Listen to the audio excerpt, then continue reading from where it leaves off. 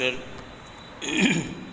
सिद्धि हिंदी विद्यालय की YouTube channel में कक्षा 11वीं के सभी बच्चों का अर्थशास्त्र की रिवीजन की क्लास में मैं हर्षद जानी हार्दिक स्वागत करता हूँ। विषय की शुरुआत करूँ उससे पहले एक सुंदर सा सुविचार कि जो रहता है हमेशा मेहनत के साथ, किस्मत कभी नहीं छोड़ती उनका हाथ। और इसी सुंदर से सुविचार के साथ आइए मिलकर माता सरस्वती को 2 मिनट के लिए याद कर लेते हैं।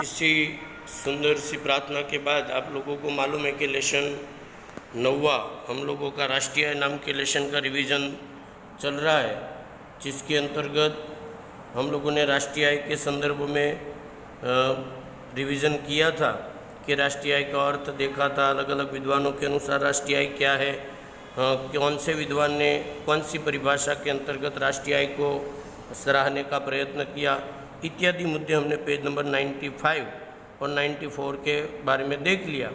अब आज मैं चालू करने जा रहा हूँ राष्ट्रीय आय और राष्ट्रीय उत्पाद। ऐसे अगर आपको 2 अंकों में पूछा जाए कि राष्ट्रीय आय और राष्ट्रीय उत्पाद अर्थात क्या, तो 2 अंकों में राष्ट्रीय आय का अर्थ लिखना है और 2 अंकों में राष्ट्रीय उत्पाद का अर्थ लिखना है।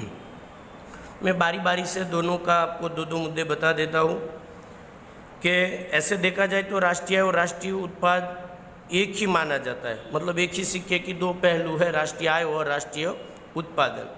मैं पहले बात करूँगा राष्ट्रीय आय की। क्या है राष्ट्रीय आय? मैंने परिभाषा आप लोगों को लिखवा दी थी।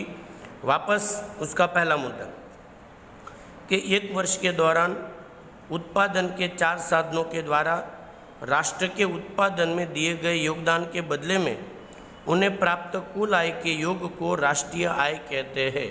पुनः एक बार, वर्ष के दौरान उत्पादन के 4 साधनों द्वारा राष्ट्र के उत्पादन में दिए गए योगदान के बदले में उन्हें प्राप्त कुल आय के योग को राष्ट्रीय आय के नाम से जाना जाता है। दूसरा मुद्दा उसमें क्या बनेगा, उसका सूत्र। क्या सूत्र सर? तो कि राष्ट्रीय आय बराबर भाड़ा प्लस वेतन प्लस ब्याज प्लस लाभ। वापस 2 मुद्दे राष्ट्रीय आय के, एक परिभाषा दूसरा सूत्र। सूत्र क्या है सर इसका? तो सूत्र के अंतर्गत राष्ट्रीय आय बराबर भाड़ा प्लस वेतन प्लस ब्याज प्लस लाभ। ये हुई राष्ट्रीय आय का अर्थ। अब राष्ट्रीय उत्पाद की यदि बात करूं तो उनकी परिभाषा कि 1 वर्ष के दौरान उत्पादन के साधनों के द्वारा देश के अलग अलग क्षेत्रों में अंतिम स्वरूप की वस्तु और सेवाओं का कुल उत्पादन मूल्य का योग राष्ट्रीय उत्पाद कहा जाता है।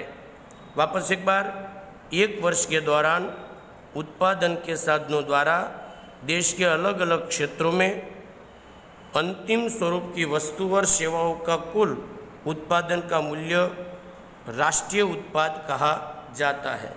उसका सूत्र लिखना हो तो नीचे लिखा है कि राष्ट्रीय उत्पाद इज इक्वल टू कृषि प्लस उद्योग प्लस सेवा का उत्पादन।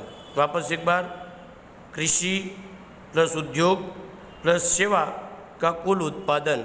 ये 2 मुद्दे दोनों के अंतर्गत आप लोगों को लिखने हैं।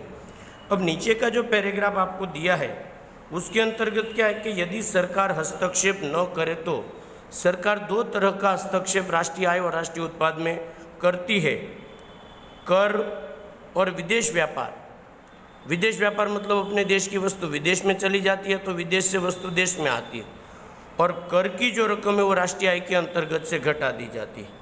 इस प्रकार अगर सरकार का हस्तक्षेप न हो, सुनिएगा मेरी बात, मर्यादा या तो विशेषता के अनुसार, कि यदि देश की राष्ट्रीय आय और राष्ट्रीय उत्पाद के अंतर्गत सरकार का कोई भी प्रकार का हस्तक्षेप न हो तो राष्ट्रीय आय और राष्ट्रीय उत्पाद का मान एक समान ही आता है। ये बात आपको याद रखनी है।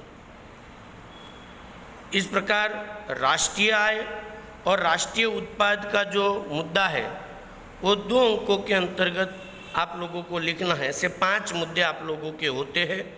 वापस एक बार 5 मुद्दों को एक बार आप लोगों को बता दूं।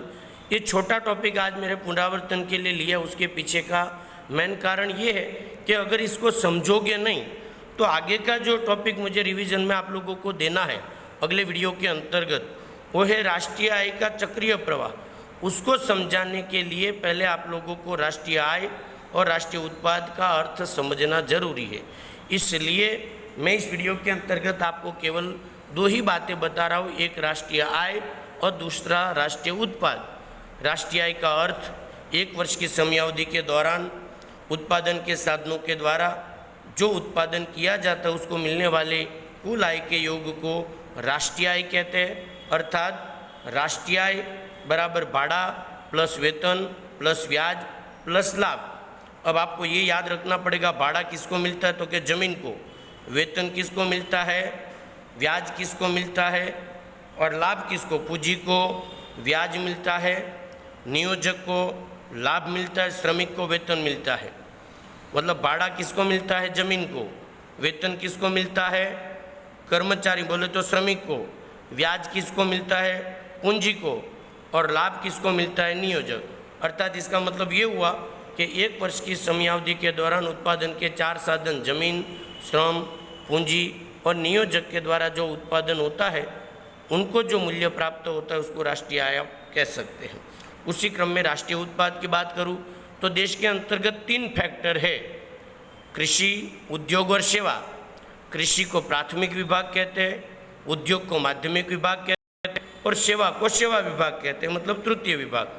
और ये तीनों विभाग अलग अलग तरह से काम करते हैं और वो तीनों के अंतर्गत जो अलग अलग उत्पादन होता है उस सब का योग कर दो तो आपको देश का राष्ट्रीय उत्पाद भी सरलता से प्राप्त हो जाएगा।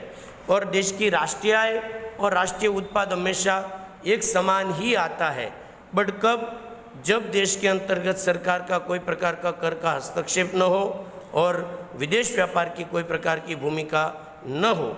इस प्रकार के 2 मुद्दों को आप लोगों को इस वीडियो के अंतर्गत समझना है। राष्ट्रीय आय का चक्रीय प्रवाह अगले वीडियो के अंतर्गत मैं आपको बताऊंगा। आप लोगों ने अंत तक वीडियो को देखा, उसके लिए बहुत बहुत धन्यवाद। यदि वीडियो पसंद आए तो लाइक, सब्सक्राइब और शेयर करना ना भूलें। और वीडियो से रिलेटेड कोई भी जानकारी चाहिए तो आप मेरा संपर्क कर सकते हो। धन्यवाद। जय हिंद, जय भारत।